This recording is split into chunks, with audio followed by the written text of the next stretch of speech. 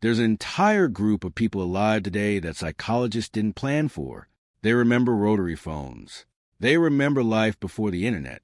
And they also watch smartphones completely rewrite how humans think, talk, and remember. The strange part is that no one can agree on where to place them.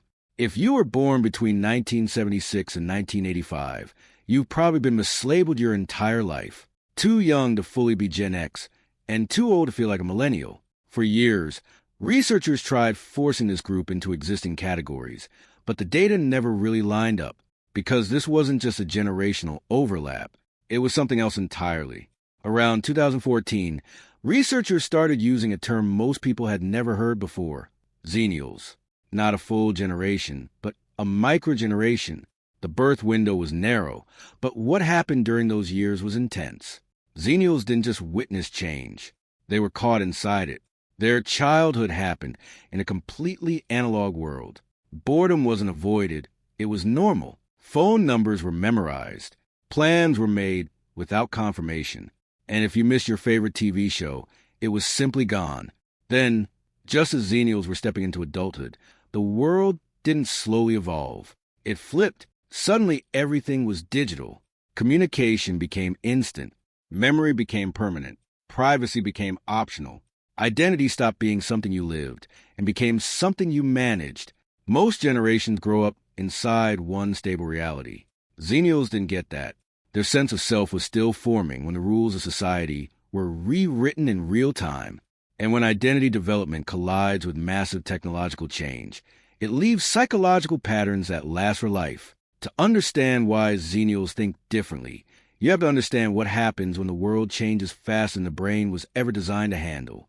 What makes Xennials psychologically different isn't just that the world changed. It's when it changed. Most generations grow up inside one technological reality. Their habits, attention span, and identity form in a stable system. Xennials didn't have that experience. They spent their childhood in a world where boredom was normal, waiting was unavoidable, and being unreachable was expected. Conversations ended and disappeared. Mistakes faded. Memories softened with time. Then, during late adolescence and early adulthood, everything accelerated. Phones became constant. The internet stopped being optional. Social platforms appeared one after another. Life wasn't just lived anymore. It was recorded, compared, and measured. At the same time, the brain was still developing. The areas responsible for judgment, emotional regulation, and adaptation continued maturing into the mid-20s. Xennials were right in that window when the digital world took over. That meant they were young enough to adapt easily, but old enough to remember what came before. This created something rare, dual fluency. Xennials can tolerate silence. They don't panic when they're offline. They can sit with their thoughts. But they're also comfortable learning new technology and moving on. They remember what it felt like to be unreachable, and they understand the cost of constant connection. They don't fully belong to the analog past or the digital present. They live in between. And that in-between state quietly reshaped how they relate to memory, privacy, and their own past. One of the biggest psychological differences Xennials carry is how they relate to their past. They grew up in a world where mistakes were temporary. Embarrassing moments faded. Awkward phases passed. Breakups became stories, not evidence. The past softened because it was allowed to. Then everything changed. Memories stopped fading. Photos, messages, and posts turned moments into permanent records. The past became searchable and hard to escape. Xennials experienced this shift while their identity was still forming. Human memory is meant to be flexible. Our brains naturally edit experiences, keeping what matters and letting the rest fade. That's how people heal and move forward. When life becomes permanently documented, that process changes. Xennials remember what it felt like when the past couldn't follow them, and they feel the weight of living in a world where it now can. This creates tension. They value privacy, not because they fear technology, but because they know what was lost. They're selective about what they share and protective of parts of themselves that don't need to be public. At the same time, they aren't immune to comparison. They entered adulthood just as social media turned lives into highlight reels and learned early that visibility doesn't equal truth. They want connection but resist exposure. They want to be seen but not permanently archived. They understand something younger generations often don't. Not everything needs to be preserved. Some things are meant to disappear. And just as they were adjusting to that reality, another shock arrived.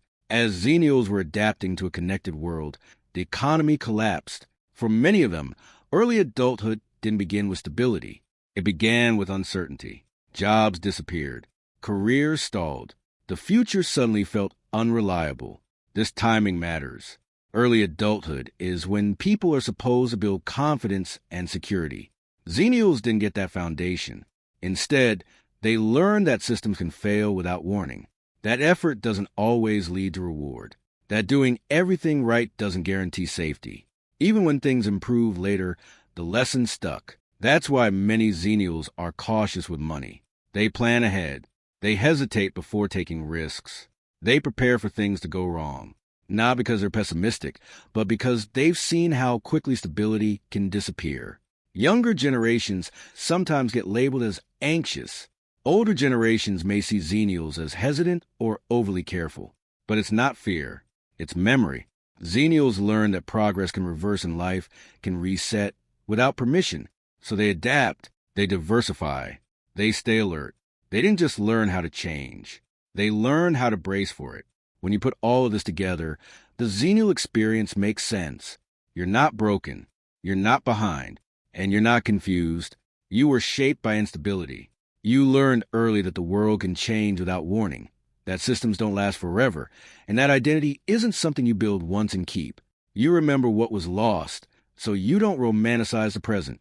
But you also recognize what was gained, so you don't cling to the past. That's why Xennials often feel out of place. Not because they don't belong, but because they belong in transition. They're comfortable with contradiction, independent but connected, skeptical but hopeful, digital without forgetting the analog world they came from. In a world that keeps accelerating, that ability matters. Most people struggle when things change quickly. Xennials already know how to stand when it happens.